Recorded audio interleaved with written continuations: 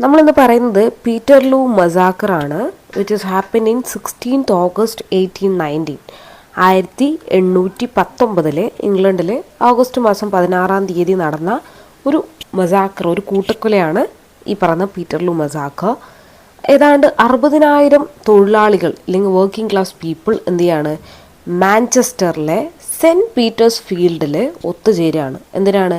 To protest against the political system. അതായത് ആ സമയത്ത് ആളുകൾക്ക് വോട്ടിംഗ് സംഭവങ്ങളൊന്നുമില്ല, ജനങ്ങൾക്ക് വോട്ട് ചെയ്യാനുള്ള അധികാരങ്ങളൊന്നും ഉണ്ടായിരുന്നില്ല. ആകെ എന്താണ് ഈ പറയുന്ന അരിസ്ട്രോക്രാറ്റ്സിന് മാത്രമാണ് ഹൗസ് ഓഫ് കോമൺസിലും ലോർഡ്സിലും ഒക്കെ മത്സരിക്കാനും ഒക്കെയുള്ള അവകാശം ഉണ്ടായിരുന്നു. അപ്പോൾ ആളുകൾക്ക് വോട്ടിംഗ് സഫ്രേജ് അല്ലെങ്കിൽ ഈ വോട്ടിംഗ് എന്ന് പറയുന്ന പൊളിറ്റിക്കൽ സഫ്രേജ് ഒന്നും ഉണ്ടായിരുന്നില്ല. അപ്പോൾ ആളുകൾക്ക് അവരുടെ എതിരെ വരുന്ന ഹൈ ടാക്സ്, അതുപോലെ തന്നെ ജനദ്രോഹപരമായ നടപടികൾ കാരണം ഇവരെന്ത് ചെയ്യാണ്, ഒരു വലിയൊരു റാലി തന്നെ നടത്തുകയാണ്. Okay, so the working class people held large meetings to protest against the political system. അന്ന് നിലനിരുന്ന പൊളിറ്റിക്കൽ സിസ്റ്റത്തിനെതിരെ അവർ എന്താണ് പോരാടാണ്. അങ്ങനെ അവർ മാഞ്ചസ്റ്ററിലെ സെൻറ്റ് പീറ്റേഴ്സ് ഫീൽഡിൽ ഓഗസ്റ്റ് മാസം ഒത്തുചേർന്നു. അപ്പോൾ ഇതിന് കാരണം എന്താണെന്ന് വെച്ച് കഴിഞ്ഞാൽ 1815 ഭയങ്കരമായിട്ട് ആളുകൾക്ക് ഭക്ഷണത്തിൻ്റെ വിലക്കയറ്റം നേരിടാൻ തുടങ്ങി. അതായത് ഭക്ഷണം കഴിക്കാൻ വേണ്ടി വാങ്ങാനുള്ള പൈസയില്ല. അതായത് ആളുകൾ ഭയങ്കരമായിട്ട് എല്ലാത്തിൻ്റെ വിലക്കയറ്റം കാരണം വാങ്ങാൻ പറ്റുന്നില്ല, അൺഎംപ്ലോയ്മെൻ്റ് ഉണ്ട്. അതുമാത്രമല്ല ഫ്രാൻസിൽ നിന്നും മറ്റ് രാജ്യങ്ങളിൽ നിന്നും ഒക്കെ തന്നെ സോൾജിയേഴ്സ് തിരിച്ച് ഇംഗ്ലണ്ടിലേക്ക് വരാൻ തുടങ്ങി. ഇതോടുകൂടി എന്താണ്, അവർക്ക് ജോലി ലഭിക്കുന്നില്ല, പൈസ ഇല്ല, അപ്പോൾ ആകെ മൊത്തം ദാരിദ്ര്യമാണ്.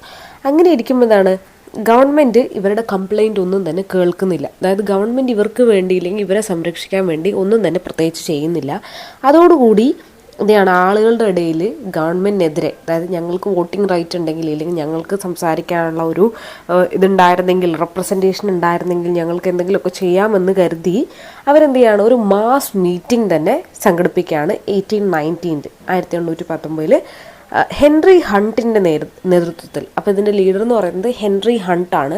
അദ്ദേഹത്തിൻ്റെ ലീഡർഷിപ്പിൽ എന്ത് ചെയ്യാണ്, ആളുകൾ ഒരു പീസ്ഫുള്ളായിട്ട് ഡെമോൺസ്ട്രേഷൻ എന്ന് വെച്ചാൽ ഈ ഒരു പബ്ലിക് മീറ്റിംഗ് സംഘടിപ്പിക്കുകയാണ്. ഓക്കെ, അപ്പോൾ ഇത് നടക്കുന്നത് മാഞ്ചസ്റ്ററിലാണ്, സെൻറ്റ് പീറ്റേഴ്സ് ഫീൽഡിലാണ്. ഏകദേശം 60,000-ഓളം ആൾക്കാർ ആ ഒരു പ്രോഗ്രാമിലേക്കായിട്ട് വന്നു.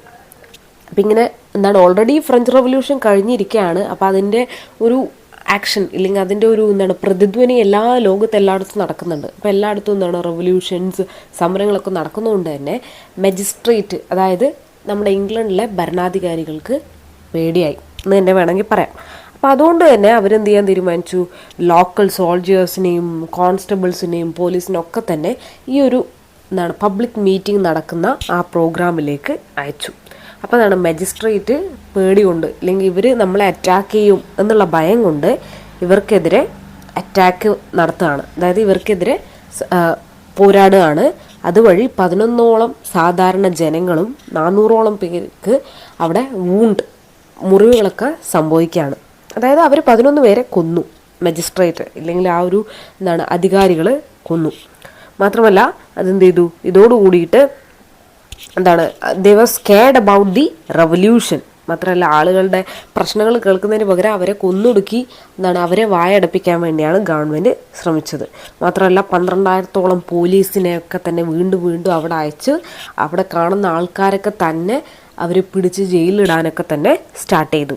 അപ്പോൾ ഇതിൻ്റെ ഭാഗമായിട്ട് ഗവൺമെൻറ് 6 ആക്ട് എന്ന് പറയുന്ന ഒരു കാര്യം പുതിയതായിട്ട് ഇറക്കി. അതായത് ഇങ്ങനെ ആളുകൾ പബ്ലിക് മീറ്റിംഗ്സൊക്കെ കൂടി എന്താണ് ഗവൺമെൻറ്റിനെതിരെ പ്രതികരിക്കുന്നുവെന്ന് കണ്ടപ്പോൾ ഇവരൊരു 6 ആക്ട് എന്ന് പറയുന്ന ഒരു കാര്യം പുറത്തിറക്കി.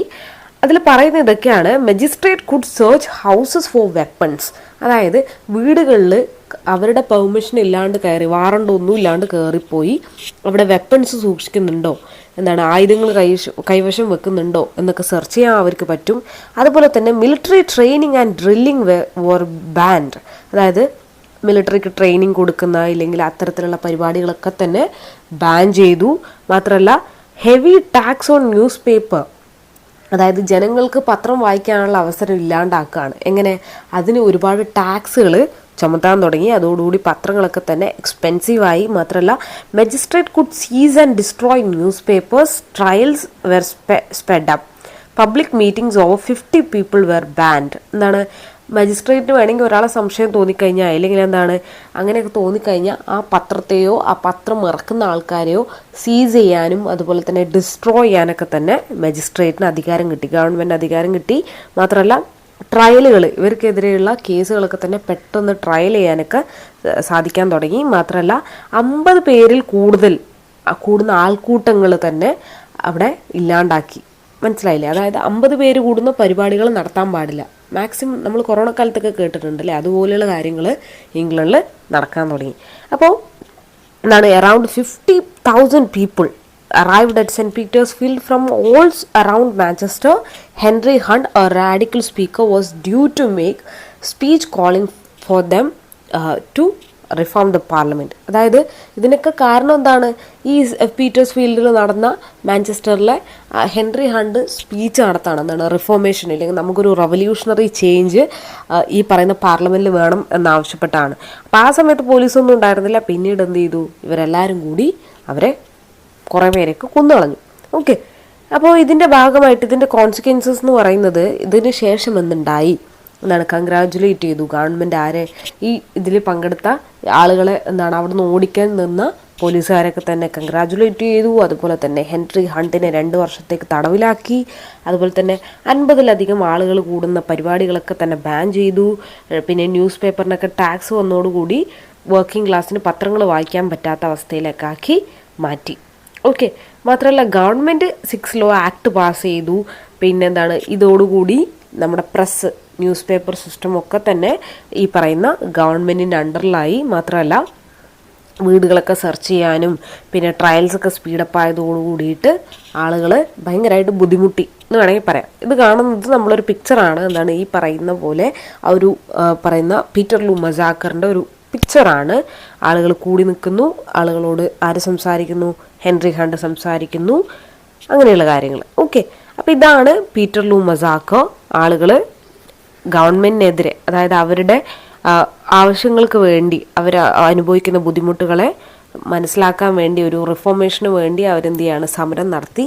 പക്ഷേ അന്നുണ്ടായിരുന്ന ഗവൺമെൻറ് ഇവരെ ഭീകരമായിട്ട് ദ്രോഹിക്കുകയാണ്. 6 ആക്ട്സ് ഒക്കെ പാസ് ചെയ്ത് ജനങ്ങളെ തടയുന്ന ഒരു സംഭവമാണ് പീറ്റർലൂ മസാക്കർ.